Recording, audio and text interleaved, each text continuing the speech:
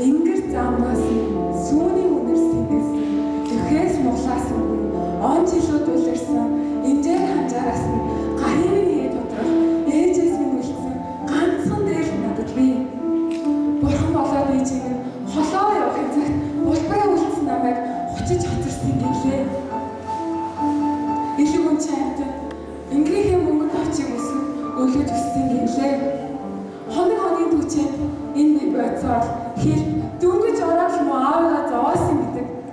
Айлын хүүхдүүд цөмөр аавтаа байгаад натаалж ааваасаа ээжигээ нүүцээ шалгаасан гэдэг. Арга барахтаа аав энэ миний хүүгийн ээж шүү гэж аавтран найдагсан дээрийг надад үзүүлсэн. Аанаас сурсан зангаараа Ингэрийн мөнгөнд авчиг хөхөж ангир уурандаа цацсан шиг удаж байсан гэлээ. Моён цагаан дал гондож үрийнхээ шалган шалгалтаа буруу хараад эцэг нөөлж суусан. Буцаад хизээж ирэхгүй ээжийн санд урсаад бурхныхаа улаан авдан нандин нь хадгалсан гэдэг.